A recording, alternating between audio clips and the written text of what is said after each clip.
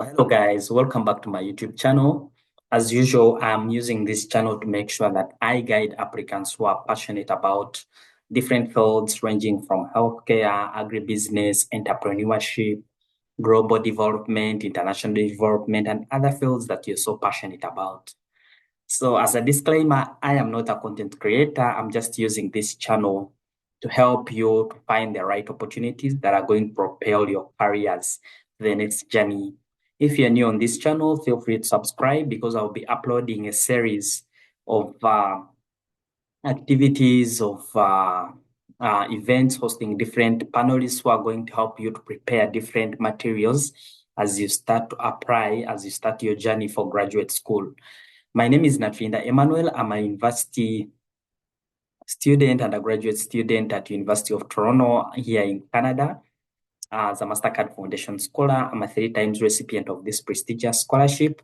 And I have been offered the scholarship in different universities, including University of Edinburgh, which I'm going to talk about today, and other many prestigious universities. But for whatever reasons that I had, I decided to come to University of Toronto. And yeah, so that's all about me. And so what I'm going to share is from my personal experience as a 3 times recipient of the prestigious Mastercard Foundation's scholarship. And I hope that you'll find the video relevant as you start your application to apply to University of Edinburgh. So I'm assuming that, let's say I'm a beginner who doesn't know where to start as I'm applying for the Mastercard Foundation Scholars Program at University of Edinburgh. So I'm just going to share my screen.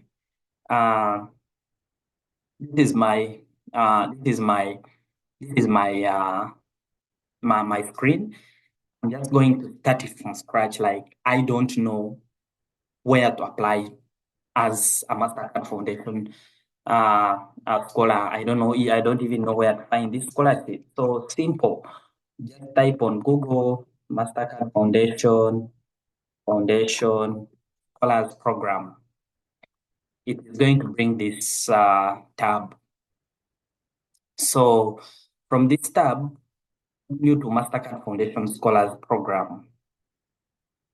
Just like I want to take it from scratch because I know it is very hard to navigate some of these opportunities. So where to apply?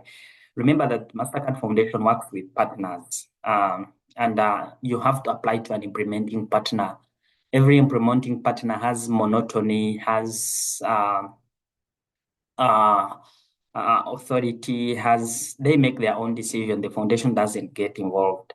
So when you're looking for the Mastercard Foundation Scholarship, this page only directs you to implementing partners and nothing more that you will get here.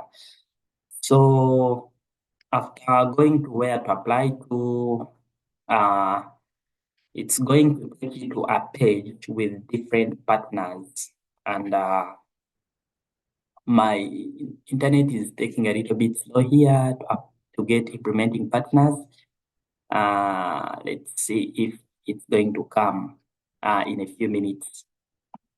So you come to the page, Mastercard Foundation Scholars Program, where to apply specifically that. So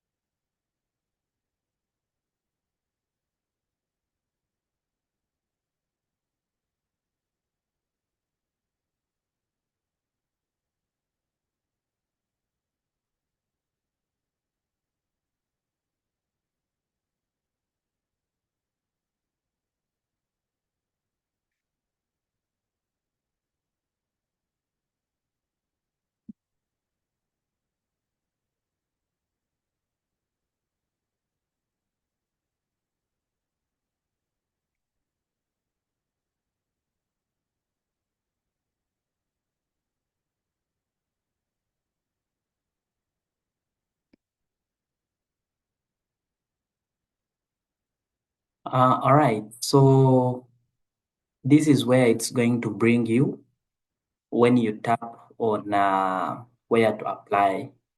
I'm sorry, it just took longer than I expected. I don't know what was wrong with my browser, but uh,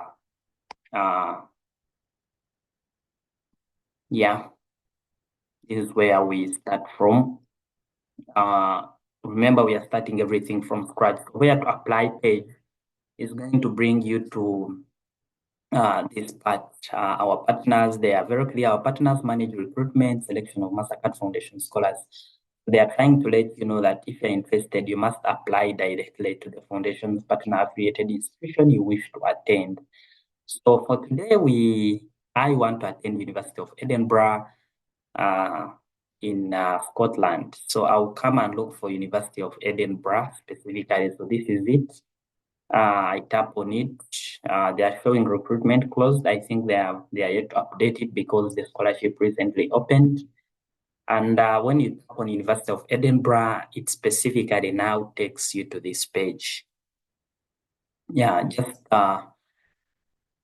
so now apply for the scholarship. So here I want you to go through this page without rushing. Like get to know resources that they offer to their scholars, listen to impact stories, look at the scholars community. What are some of the scholars that inspire you at University of Edinburgh?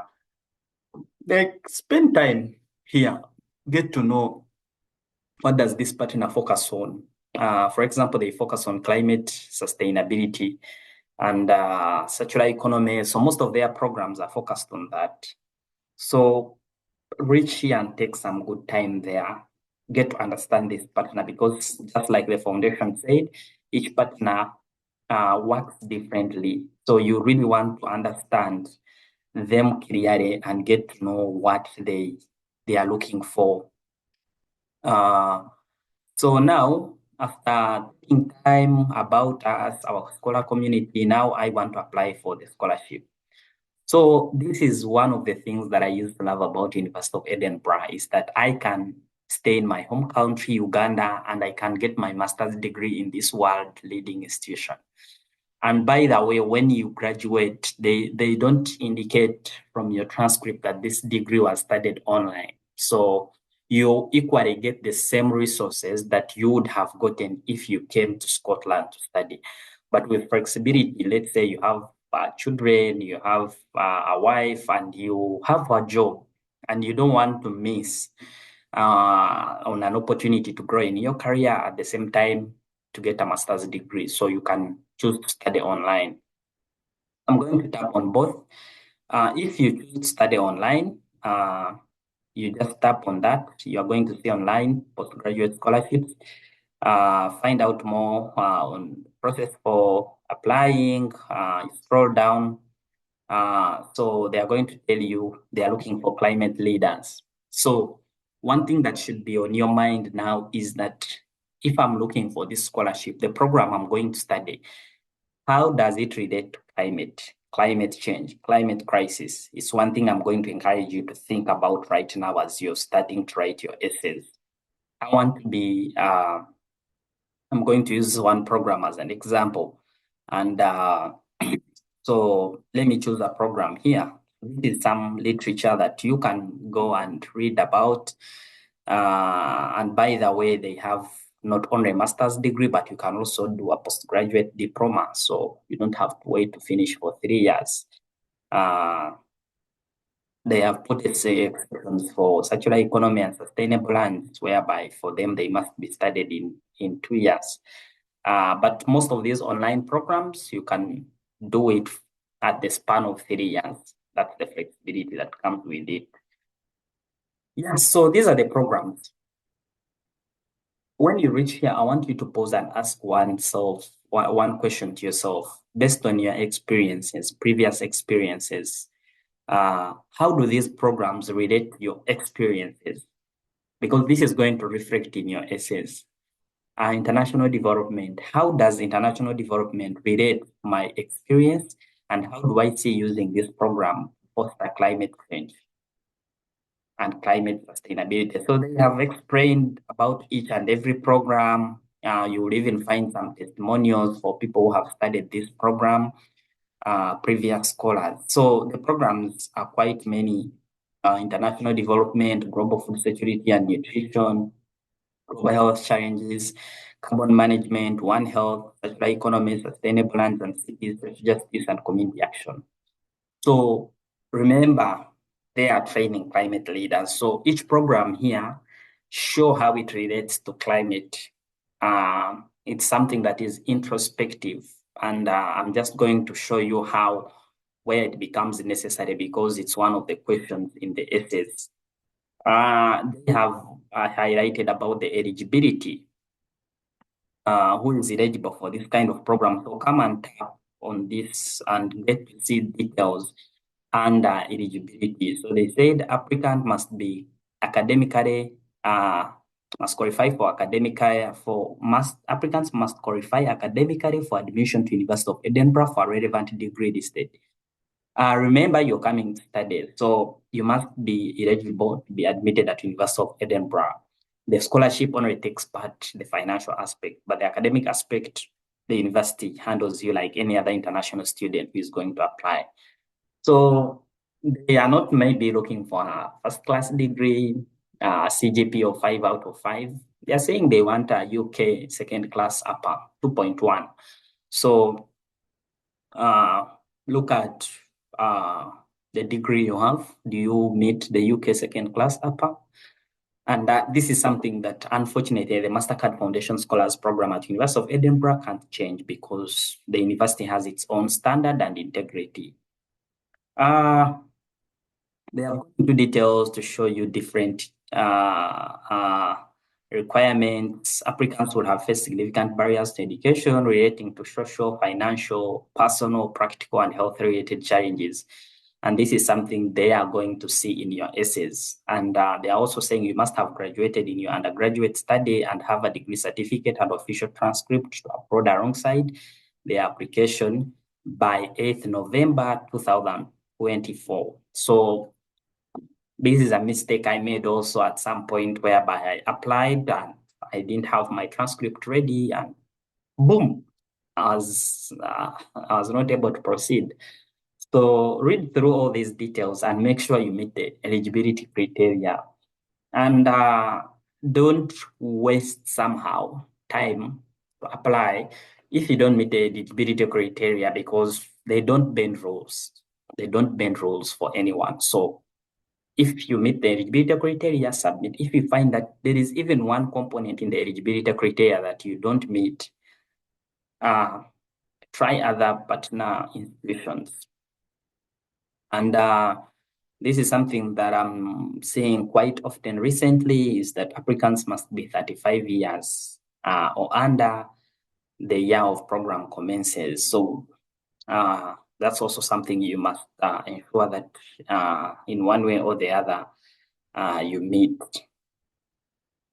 So I'm not going to go details into eligibility criteria. I feel like this is the literature you can read through. So they have told you general scholarship.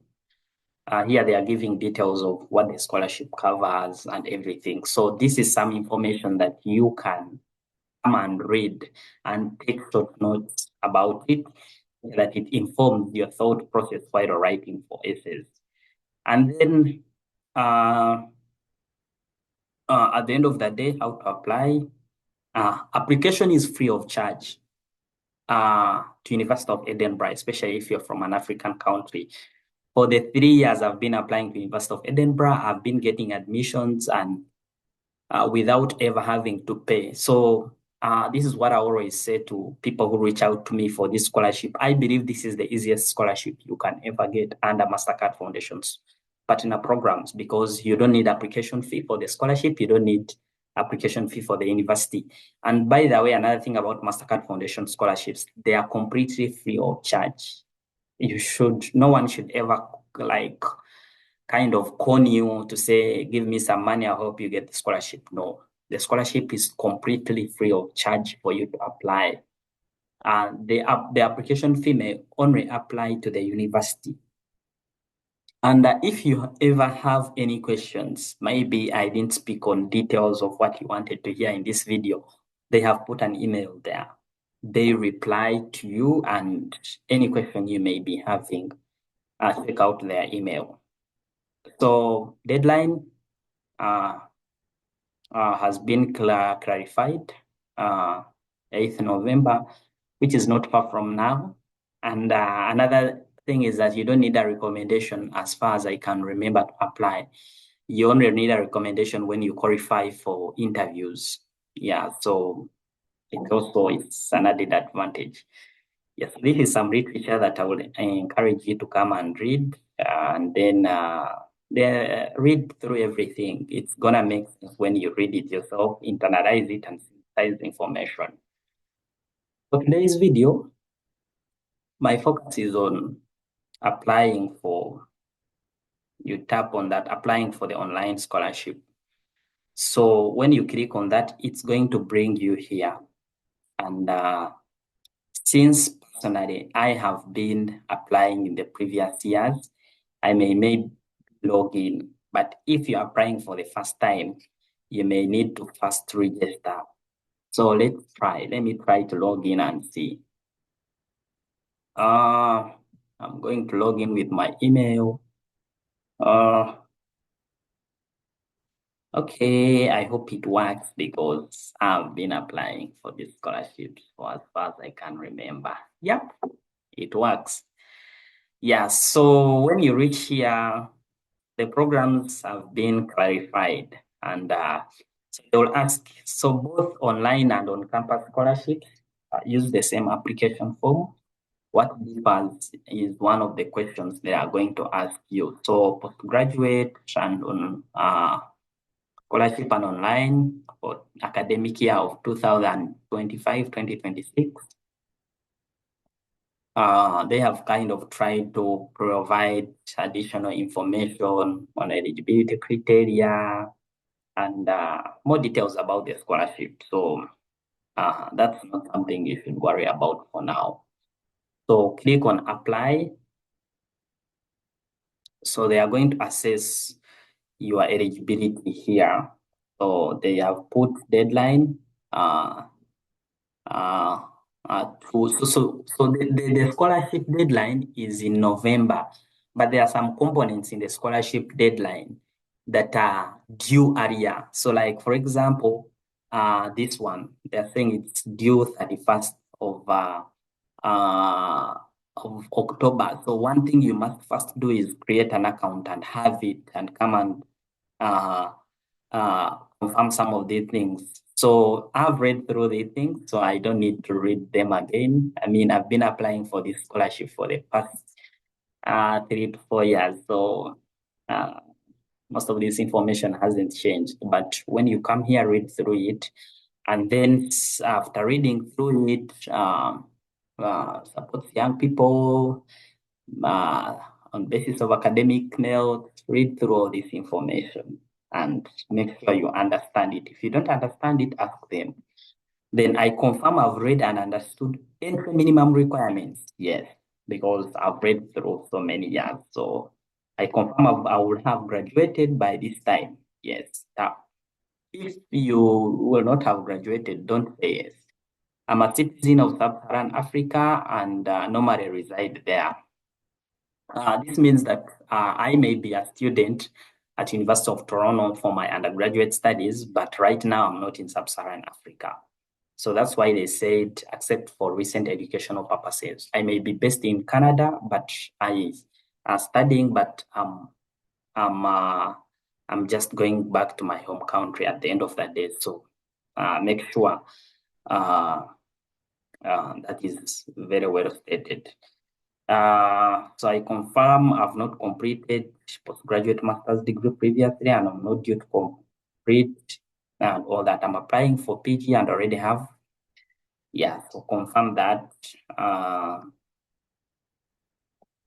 confirm that I will not be able to study without receiving support from Mastercard Foundation Scholars Program. Confirm that, because the program is trying to support young people who are academically talented, who have passion to transform different systems across Africa, but they have financial barriers. So if you don't have financial barriers, let this opportunity slide for people who have financial barriers, and that's part of the virtues and values that Mastercard holds so dear, that the scholarship is able to support financially and capable students from sub-Saharan Africa to attend good quality education. Then I understand that this is an academic transformative leadership program, including requirements alongside my academic. So you'll be required to attend different conferences for leadership training. So you must be comfortable that it goes beyond academics. It's both academic and transformative leadership. So I confirm that I'm applying to study a degree by next year, September, and will not be enrolled at another university at this time during my studies. So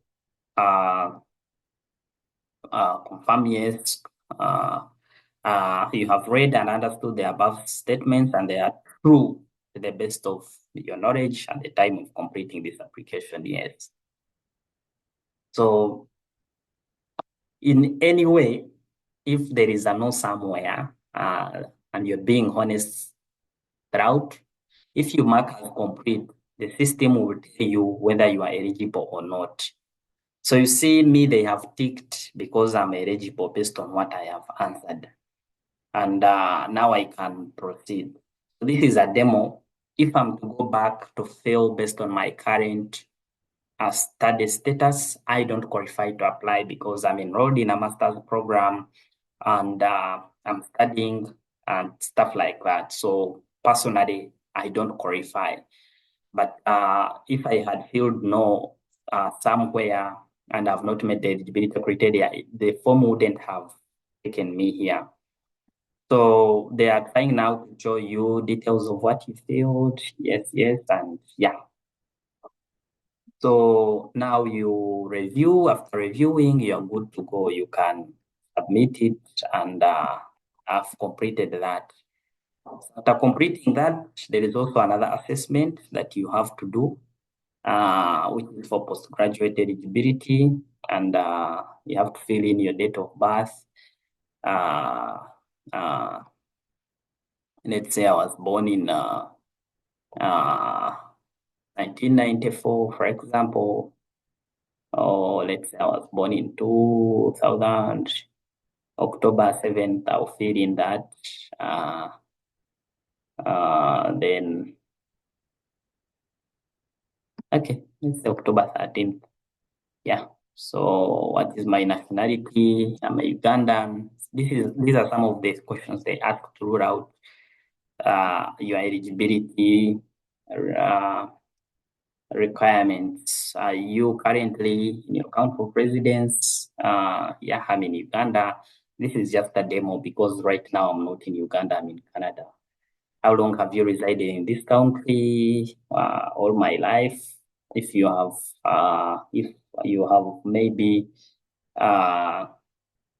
moved somewhere, you can answer that. If you have not moved, you can also clarify that in the questions. So what purpose did you move to this country? Maybe you moved to another country for studies, mention that. What is your degree? Let's say I did BSc mathematics, math. Name that. What university did I attend to? Maybe I say U of T. Yeah, date. Either you have received it or you have not received it. Just mention that. These things are just to help them know if you are eligible. So at the end of the day, the system can help you to know whether you are not eligible. They will let you know that this scholarship is not for you. Yeah, so if the country in which you achieved does not appear, they have included that. And then if it's not listed, you'll be given a box to fill in. Yeah, so next. So I find this application form simpler, understandable, and quick to fill. So what did you do? Was it a bachelor's degree? Fill that. But of course, make sure you read this heading. And yeah, this is trying to look at your eligibility assessment, read through details. I've read through, so that's why I'm not going.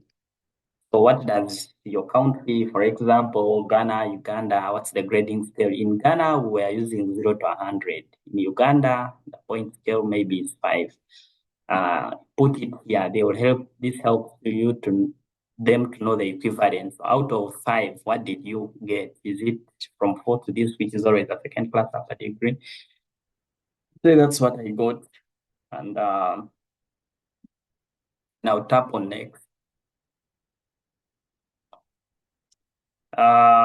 It's about to get interesting. And which program do you want to apply to? I'm a healthcare person, so I'm always interested in healthcare. So let's say I want to study One Health online. Yeah, I want to study a master's. I'll tap on that. There is a reason as to why some of these questions are asked, because they are going to help them to know how to assess your application. So read them very carefully and answer them appropriately. Don't rush to go through the application. How did you find about the Mastercard Foundation Scholars Program at University of Edinburgh? Maybe current scholar. This helps them to know how they are promoting the program. So this one will not be used against you. So I'm marking as complete. Based on the questions you have filled, if you do not meet the eligibility criteria, you don't pass here. So myself, if I had to fill the details that concern me based on my current status, I wouldn't actually be able to see the next questions. But for demo purposes, I'm going to fill, I had to fill in to kind of have access to the next part of the application. So be honest. And if there is anything you don't know, the program is always willing to provide more information. So from the beginning, we had an email where we can submit our questions. And after declaring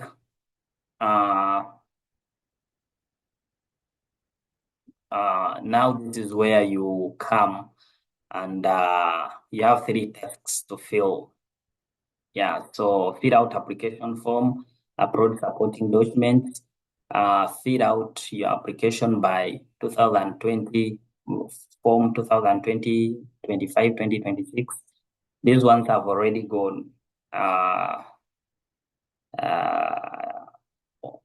just hope the program doesn't feel annoyed about me filling the other 2 in the ways that was not honest, but it's for demonstration purposes anyway.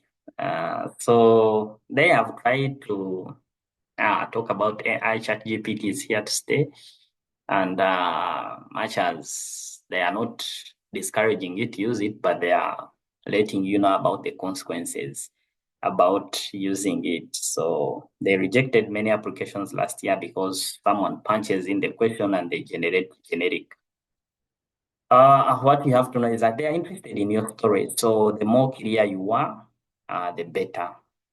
So have you already applied? This is not really something they take serious. If you don't need, another thing maybe I need to clarify is that first apply to the Mastercard Foundation Scholars Program at University of Edinburgh. If this is the scholarship, the only scholarship you're looking for, then they will assist you to apply to the university, which I recommend, because you want to know you have funding before you proceed. And getting the Mastercard Foundation Scholarship is more like a green light, because by the time they give you maybe a conditional scholarship, there are chances that you may be able to meet the eligibility criteria. Yeah, so most of these questions, I'm not going to answer them because they are straightforward, and just fill in them. They have asked about English proficiency test, but they have explained that you shouldn't worry, and all these things. I'm more interested in actually the more technical questions. This is information that you can read through and fill. This is Africa. This is your story. This is where they make decisions from. The other information is for eligibility and most generic things. But these are the questions that are going to make you to get a scholarship or not. So read them very carefully, understand them, and then start writing your story. What experience have shaped who you are? If you are selected to the Mastercard Foundation Scholars Program, what qualities learned from your experience would you bring to our community?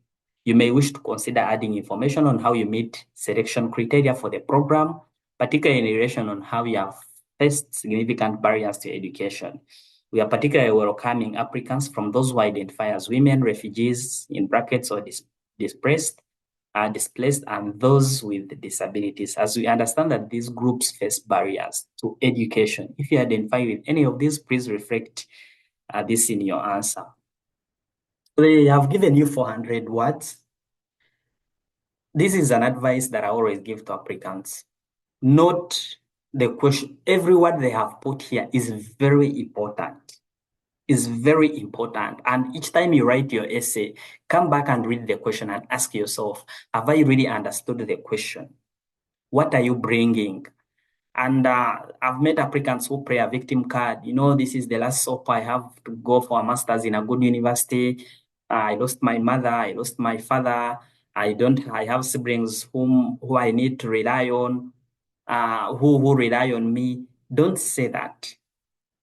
It's okay to use your story to show how it has shaped you into a person you are today. But don't play a victim card because they are looking for your strength. Show how losing your mother or a father has fueled your ambition to where you are today, has shaped your experiences. What barriers have you overcome to be where you are today? The fact that even after losing your mother, you still were able to rise above those circumstances and be where you are today.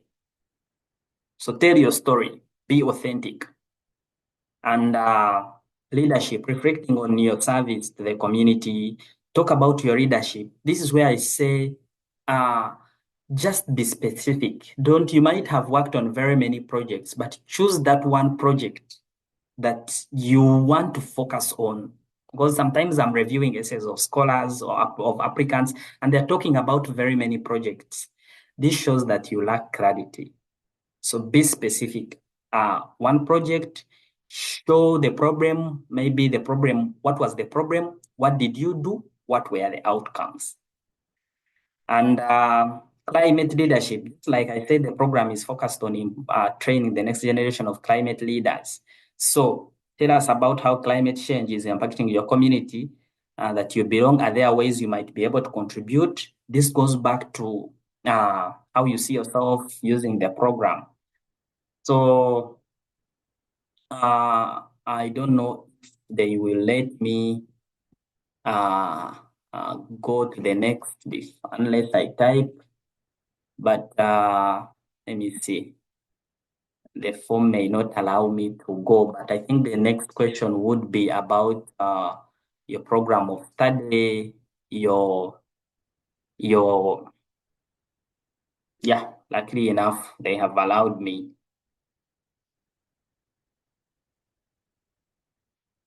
Yeah, so now yeah, I need to first answer these questions, which I'm not willing to answer right now in this video, but I think this video should be able to provide for you an information as a starter. My advice to you is that read each question very carefully, understand it, and then start writing. Avoid using ChatGPT. Show how your program is going to help you to become a better professional. Rest of that, I hope this was a very good guide, beginner's guide. And I wish you all the best in your application. If you are new on this channel, please feel free to subscribe. All the best. Bye-bye.